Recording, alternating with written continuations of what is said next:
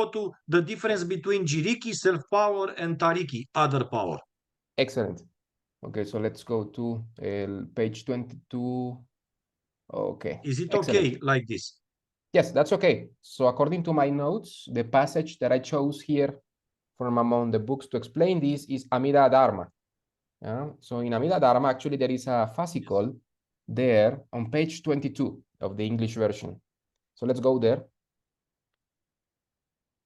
Is the personal power and Amida's power. So this is a very good summary of this difference, no?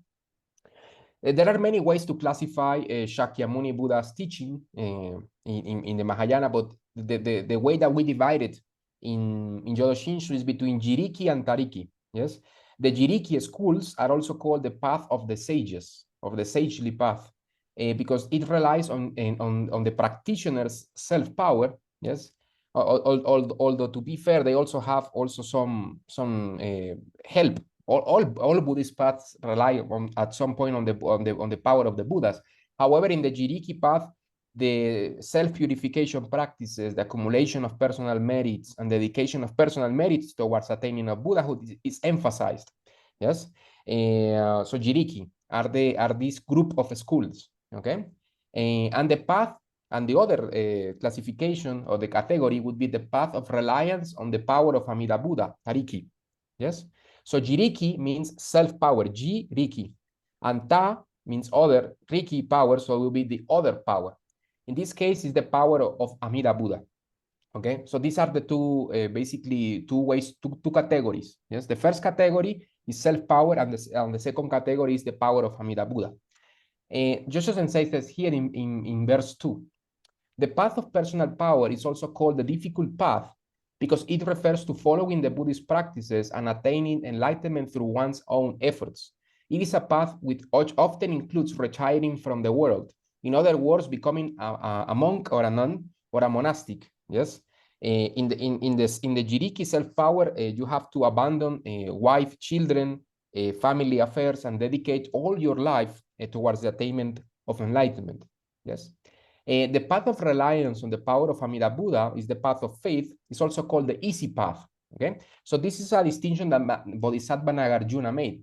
He called the jiriki path hard path, like walking on your own 2 feet. Yes, imagine that you have a long journey to a distant city. Okay, you can go there walking, with a cane. Yes, and have lots of adventures and face many dangers. Yes, and risk not arriving. But you can be there if you are very skillful by walking on your 2 feet. Okay? But you can also walk, you can also go there by boat. Yes, and you rely on the wind. Yes, you rely on the boat and you rely on the captain. Okay, so this is an analogy. The distant city is nirvana, is Buddhahood. Yes, and walking on your own 2 feet with your own power will be the jiriki path. All the schools that rely on your own self-power and your own vows. But the Tariki school, which is the path of the Jodo Shinshu path, relies on the captain of the ship. And in this ship, the analogy is the primal vow of Amida Buddha. And the captain is Amida Buddha. And the one who created the ship is also Amida Buddha. And the wind is also the merits of Amida Buddha. Okay, so we rely on Amida Buddha, and it's called the easy path, because here we relax. In Jodo Shinshu is a path in which we let Amida Buddha do his job, that is saving us. Saving us is no longer in Jodo Shinshu is no longer our duty, but the duty of Amida Buddha. Okay, so if we do that, then we are actually relying on the power of Amida, that is Tariki. Yes, but if you rely on your own self-power, it's called jiriki. Okay, so the path of reliance on the power of Amida Buddha is also called Amida Dharma, that can be followed by anybody, no matter his or her spiritual capacities. So this is very important. In the jiriki path, let's say that you want to practice Shingon Buddhism, or you want to practice, I don't know, Madhyamika philosophy, like the school of Nagarjuna. Yes, this path is for people who have a very, very skillful mind, who are very, very intelligent, because you need to know epistemology, you know, to know philosophy, you know, to know how to read or write, you know, to know many sutras and treatises. You need to know how to meditate. You have to be moral. So there are many, many requirements. Okay, so you could say that this jiriki path is like a filter. Yes, is not destined for everybody. It's not for everybody. Okay. So if you don't fulfill all of these requirements, this path for you would be useless. Yes, it would be like putting I don't know, like a book on quantum mechanics on the hands of a child. You know, he will not understand anything. You know, if you are counting you know, little apples, like 1 apple, 2 apples, and then somebody throws at you a book on quantum mechanics, it's useless. For a child, it would be very like a toy, but it would not be useful for a child. Okay, but in the path of Tariki, it is meant for all people, okay, for bad people, for stupid people, for wise people as well, for good people, for young people, for old people, for everybody. Okay, so it doesn't matter if you are old, doesn't matter if you are young, doesn't matter if you are wise, doesn't matter if you are foolish. You can equally attain enlightenment through the power of Amida Buddha. The same way that you can put an old guy, a stupid guy, an evil guy, whoever, a dog, a cat, whatever, you can put it on a boat, and if this boat is skillfully designed and has a good captain, it will arrive to the other side of the ocean. Doesn't matter the capacities of those inside the boat. Okay, it doesn't matter, because everything is done by the boat. In this case, everything is done by Amida Buddha's primal vow. Okay. And Shonin also used this image with the boat and a Yes. boulder. He said, he was asked, what does power other than self means? And Honen Shonin said, even a large boulder placed on a ship will be transported to the far shore in due time. This is possible not by the mobility of the stone, but by the ability of the ship. Likewise, one will see accomplishment through the power of Amida Buddha, which is referred to as the power other than self, or other power.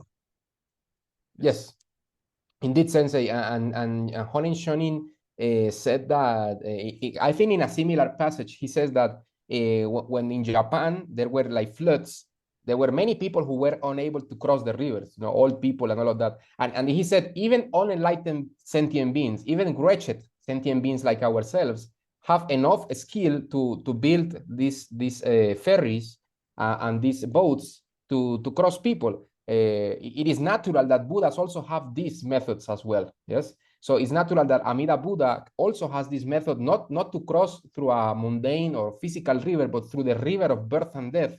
Yes. And if you just rely on Amida Buddha, then he will cross the river for us, you know, through his skill.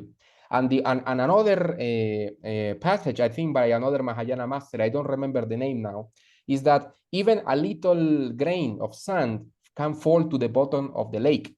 You know, okay, but even a very big boulder, very big rock can be carried by an ocean, can be carried by a ship, yeah, and it will not sink. So you see the difference. It doesn't matter, even a little bit, even a little grain of evil karma can bring us to the lower realms. Yes, and even if we have lots of evil karma, if we rely on Amida Buddha, we will not fall into the evil realms, and we will go to the Pure Land through the power of Amida Buddha. Okay, so imagine this analogy. Even such little evil karma can bring us to samsara. And it doesn't matter our evil karma. If we just rely on Amida Buddha, we will surely be born in Amida Buddha's Pure Land. Yes. So this analogy of the ship is very much useful. No, it's a very good image. Or a plane, or another kind of transportation. It could be very useful to our minds. So another thing that Joshua Sensei says here, quoting here in Amida Dharma, is that if we look our lives from the perspective of physical impairments, physical impermanence and impermanence of our so-called spiritual realizations, we can see things clearly and ask ourselves the right questions. What would happen to us if we died today? You, the reader, in your case, your listeners of these lines, must ask yourselves this question. What will happen to you if you die today? Your so-called virtues are weak and insignificant, which means that your next rebirth, can come even now while you are reading or hearing these lines, and it is uncertain if you not rely on Amida Buddha. Okay? So this is very important for us to understand. When we deeply analyze the impermanence of our bodies, that we can lose this precious human body that is so hard to obtain, because remember, in one of our previous discussions, we examined the astronomical chances of being born a human being are very tiny. There are many other realms of existence in which it is so easy to be born. It's so easy to fall into hell, so easy to be born as a preta, so easy to become an animal, so easy even to become a human being who is not interested in the Buddha Dharma, like the vast millions of sentient beings, of humans nowadays. So if we consider that this human body is so impermanent, yes, and also our spiritual realizations, what we think we know about the Dharma, what we think we have attained, the purity, the so-called purity we think we have, is so fragile as well, then we should look at these two fragilities, the fragility of our body and the fragility of our self-power wisdom, and we should entrust ourselves to Amida Buddha. So this is the difference between self-power and other power, okay? And I very much stress, and I really love this teaching, and this book is I would say that this is the book that opened my eyes to this reality of seeing the danger in samsara and trusting myself to Amida. It helped me a lot to reflect about impermanent and the four profound thoughts that turn the mind towards Amida Dharma. And this is also a good book written by Jodo Sensei that I highly recommend that you read, because if you read this book with sincerity, it can help you to awaken this twofold profound conviction. That is to stop relying on your foolish self-power and just entrust yourself to Amida Buddha to be born in the Pure Land. Okay, the four profound thoughts are the impermanence of human life, or the preciousness of human birth, the law of karma, no? When you analyze your evil karma, or also the law of cause and effect, impermanence, death, and samsara is suffering, okay? The suffering of samsaric existence, yes? So you should reflect on karma, on impermanence, on your precious human birth, and the sufferings of the 6 realms of samsara. If you truly analyze this, you should entrust yourself to Amida Buddha. And actually, these 4 profound thoughts are actually the foundation of all Buddhist schools. All great Buddhist schools rely on these 4 profound thoughts. It's not only for us, it's for all Buddhist schools. And these 4 profound thoughts have the effect of making your practice more serious, or making your Buddhist life very serious and very honest, okay? In the case of Jodo Shinshu practitioners, it helps us to entrust ourselves to Amida Buddha even faster and more efficiently. So I highly recommend analyzing these 4 profound thoughts, especially this twofold impermanence, the impermanence of your body and the impermanence of your so-called self-power wisdom or spiritual merits and realizations, okay? I don't know if maybe Joshua Sensei wants to add something more. Yes, to think that you can attain Buddhahood through relying completely or partially on your self-power is to be ignorant of your limited capacities and the influence of the habitual karma from the past. It's like a drug addict thinks that he can abandon his addiction in just 1 second or a few hours, and he can end up taking a supradose. We have these karmic tendencies to always go for the delusion, to always follow our desires. We have this ingrained in our subconscious, in our Alaya subconscious, and it's very, very difficult to get rid of all these karmic tendencies, of all these karmic seeds that are there planted in the Alaya consciousness. It's very difficult. So, and I also want to mention that when we speak about self-power and other power, we speak only in matters related with the attainment of Buddhahood. We do not deny that you can be a good engineer or a good parent. You should be a good parent or a good businessman. You can be all these things. So we do not deny that you can be successful in worldly matters. We only deny that you can achieve Buddhahood with this very body. So through your self-power. To think that you can become a Buddha with this very body is like thinking that you can, I don't know, go to the moon with a helicopter, or even worse, with your own power, trying to fly. You know, that's becoming a Buddha is not so easy, is not like becoming a good engineer or a good meditator. Yes. Mm. That is very important because Jodo Shinshu is not an encouragement to be lazy or to not do your duty as parent, as whatever you are in your worldly life. Yes, we can continue to be good human beings, good citizens in a mundane level, no? Be a good friend, a good parent. But there is a big difference between being a nice human being and being a Buddha, no? And sometimes people misunderstand this. Being a Buddha implies many supernatural abilities, many things. Yeah, and people should be aware of that difference, no? We can continue to be good guys here. I mean, whatever we can do, have a good family, good job, whatever.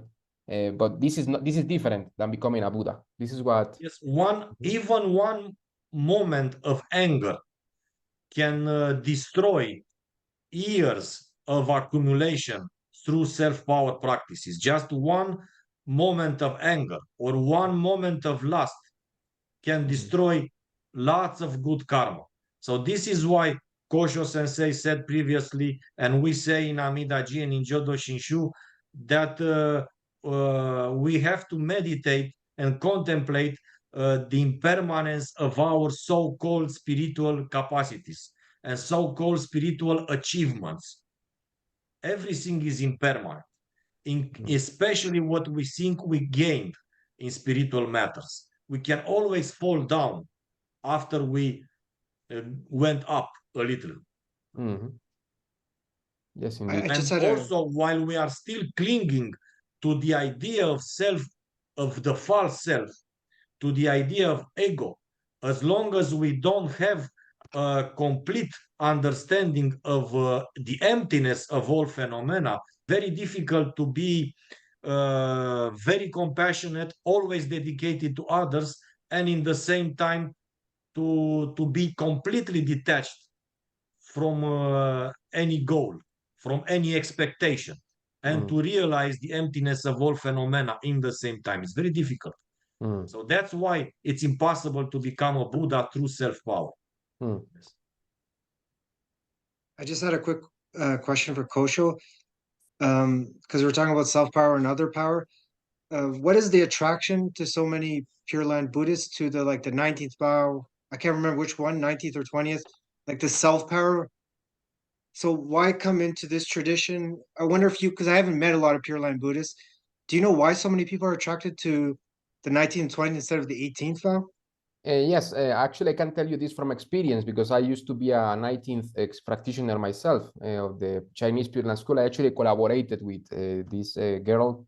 She used to be a friend of mine, this Jiawen. I don't know if you know her. Well, this is a lady from a YouTube channel, and I used to collaborate with her. But the thing is that people go to the 19th vow.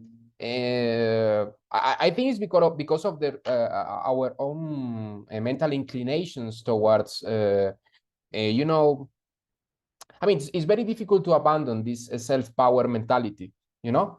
People who go to the 19th vow, they still cannot believe that Amida Buddha can do anything for you, and that he can take you to a Pure Land and you can attain enlightenment there instantaneously. For them, it's like, no, that's too easy to be true, too good to be true. Yes. So what they accept is mostly the Visualization Sutra. So for them, the Visualization Sutra, I would say it's almost is the most important because they mention their levels. So for them it's like, so there are levels in the Pure Land. So it's for them it's like a big relief. So there are levels. So my practice does matter. Yay. So I can tell you this from experience because I know these practitioners, and they are good guys. They are very sincere, and they try to read sutras, to read, for example, the Heart Sutra, the Surangama Sutra, and then they say, okay, I dedicate all of these merits towards birth in the Pure Land, and they feel good. Okay. I'm sorry, there is a lot of noise here. Yeah. But the thing is that the 19th vow, according to our tradition of Jodo Shinshu, is created precisely because of this, because Amida Buddha knew beforehand that many people wouldn't be able to entrust themselves according to the 18th vow. This is why he created himself the 19th and the 20th. So these are called provisional teachings. Okay. Why called provisional? Because beings who are successful in gaining birth towards the Pure Land with this mentality, they cannot be born in the center of the Pure Land.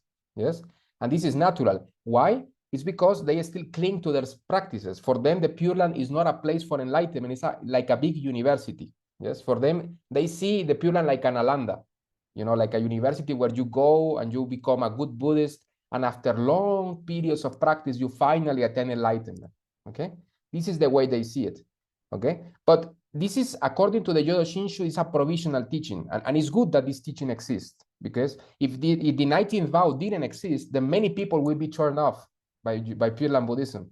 They would say, no, man, this is like, no, this is too good to be true. I will just practice meditation. At least with the 19th and 20th vow, they have some connection with Amida Buddha, and they can keep practicing their meditation, their sutra reading, and keep their addiction to variety. Yes, because this is a problem that many Buddhists have nowadays, especially with the influence of Vajrayana, where they have like 1,000 initiations, 1,000 sutras to read, and many things to do, you know. And this is a way to keep people happy, because people like variety, you know. In Jodo Shinshu, we don't have that. In Jodo Shinshu, is just faith, just Nembutsu, and just wish to be born in the Pure Land. And this is hard for many people. So this is why people are like, they create this connection with the 19th vow. And many of these practitioners are actually sincere. What I think is that, this is my opinion, no? I cannot prove this, but my opinion is that, for example, I will give you the example. The most important temple of the Chinese Pure Land school is called the Dongling Temple. Yes, and this is it's a beautiful temple that in China. And Master Dan is the abbot in that temple. And when you hear him teaching, especially in these past years, when you hear him, it sounds very much like Jodo Shinshu. Yeah, it's not Jodo Shinshu, but it sounds a lot like it. Why? I think it's because maybe he has read Shinran. I don't know, maybe. Yeah. But I think it's because he has realized that many people, they feel intimidated by the 19th vow. Okay, so he has preached, he has focused more on the 18th, because the people in the school of the patriarchs, they do know about the 18th vow, but they don't stress it so much.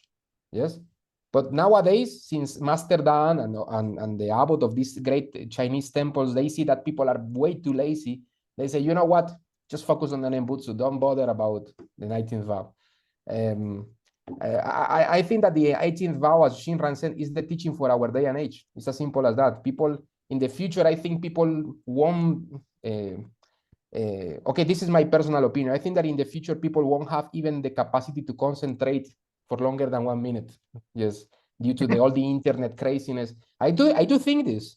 I do think that people in the future will have very bad mental health, and I think that the only teaching that they will understand is the primal vow. Yes, I think so. Yeah. And what turned you towards the 18th vow? What triggered me is that is precisely when I started to read the abilities of the 48 vows. I began to question myself. I said, okay, wait a second. So Amida Buddha wanted us to become Buddhas in the Pure Land instantaneously according to his vows. Okay, because when I practiced the 19th vow, I thought that the harder that I practice, I would get like a higher level in the Pure Land, you know. And I started to notice in me and also in my fellow practitioner that this started to create certain ego, certain how can you say, pride, you know. Oh yes, like I am a 9th level practitioner and you are a 7th Lotus practitioner. I'm better than you. They don't say it to your face, but you can see in the mannerisms in which they speak. For example, you can see it in this lady, Yawen, which used to be a friend of mine. I sometimes she writes to me and say hi. But I know for a fact that she's very much a serious nun and all of that, and she wants to practice. But you can sense that she has this mentality of holier than thou. You know, I am purer than you. And when I started to notice this in myself and in others, I said to myself, this is not in accordance with Amida. You know, this is not in accordance with the 18th vow. And the other thing that I started to notice is that all of these practices that they do of meditation and sutra reading, I think that they started to create like a barrier, no, between Amida and me, no. They have like to do all of this stuff, you know, to create a connection with Amida, when the only thing that Amida Buddha asks us is to trust him and to feel him like a loving mother. Yes, in the 19th school vow, they see Amida Buddha like this great teacher, and you have to become like a great practitioner to deserve to be born in the Pure Land. And I think that the core, the absolute core of the Pure Land teaching is the thought of Shinran. Yes, it took me a lot of time to realize this, but I think that the Shinran is the highest comprehension of the primal vow. And indeed, it is like the true essence or the quintessence of the Pure Land way is the concept of Shinjin. Yes, so Shinjin is for me is like is eye-opening realization. Well, many people, also those who cling to various practices, they who follow various practices, they think they have time. It's like they don't realize that they can die anytime, any moment. I think it's very important to contemplate impermanence. The more you contemplate impermanence, the more you realize that you can die anytime and that your future is uncertain. So you need this contemplation of death. That is when I received Shinjin, when I realized that my practices are and my so-called realization are very fragile. And I felt myself very fragile. I felt that my body, my life is very fragile, that can end anytime, and my so-called practice is also very fragile. And I wanted to know for sure that if I die now, I know where I go after death. In that moment, I know where I go.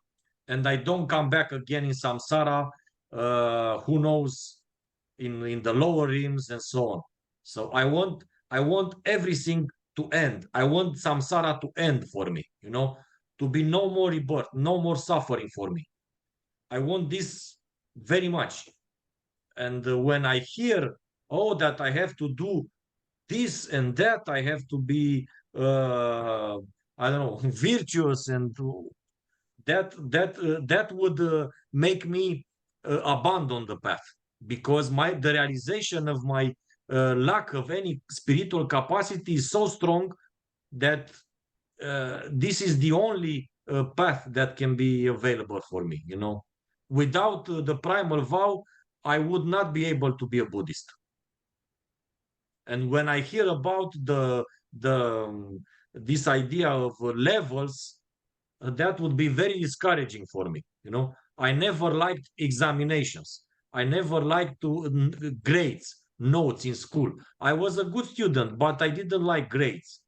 So yes, I prefer to perceive Amida Buddha as a spiritual parent, a kind, all-loving parent, not a great, I don't know, teacher, and I have to be a good student. Yes, thanks, Sensei. I think that the big difference, and you have stated very beautifully, is that in Jodo Shinshu, we see Amida more like a compassionate mother, father, a friend, no, than a great teacher. In the case, of, for example, of Vajrayana, you know, these practices of Powa, I don't know if you're familiar with it. Yes. They see more Amida Buddha as like an idea, or like I don't know. It's very difficult to explain. Like some kind of transcendental state of consciousness. In the case of the Chinese Pure Land school, they don't see Amida so lovingly, but they see it more like a great teacher that you need to be good in front of. You know, you have to be a great practitioner in front of Amida Buddha. And all of these teachings, they are adapted to different mentalities, no? And actually, Amida Buddha knew beforehand that many people would see him in different ways. But I think that the way in which I like to see Amida is more like a loving mother that doesn't require anything from me, and she always takes me to the Pure Land without asking me anything, you know. In the case of the 19th vow, it's more like they see Amida Buddha like a strict teacher, or more like more distant, no? I think that Shinjin and Shinran, and especially Honer and Shinran, they were very intimate with Amida, and I very very much like this. Jodo Shinshu is actually an intimate relationship with your spiritual parent. Yes, it's about the relation between Amida Buddha and you. That's Jodo Shinshu. Yes. It's a love relationship somehow between a parent and child. It's loving, organic. This is what I love about Jodo Shinshu. You can relax and say the Nembutsu. Whereas in other schools, it's like, no, wait a second. I need to put myself in the right posture. Or, no, you're very serious. in Jodo Shinshu, no, in Jodo Shinshu, you come just go to an hamaka, you're like, cooking, yes. Toilet. It's good. Yeah. We also can sit in a hondo or in Amida-do in the temple, and we recite and bow together in the same manner. Yes, we do this, but we do this for fun and to be organized in the way we recite and the way we teach. Yes. But it's not a must do. When you are at home, you can say Nembutsu in whatever way you like. But of course, when we come to temple, we have to recite in the same manner, so that we can hear each other and do something together. Yes, but it's not a must do in order to be born in the Pure Land. Yes, it's a very relaxed relationship in Jodo Shinshu. Yes. Okay. Okay. Joshin or Hozan, do you want to say something? Yeah, that's why I started my YouTube channel, because it's all about the intimacy of my relationship with Amida Buddha. It is a personal relationship. And I grew up Southern Baptist Christian and always heard, do you have a personal relationship with Jesus Christ? You need to accept Jesus as your personal Lord and Savior. I never really was able to experience a deep, real personal relationship with Jesus. There's no doubt of the reality of Amida in my life. And this relationship is more intimate and more personal than any religious experience I've ever had. And that's why I have the channel, to share that. And I want people to know this is a real Buddha. This is a real place. It's not a myth. It's not a legend. It's not just a legend. It's a place you can go to. It's a person you can entrust into, a living Buddha. That's very important.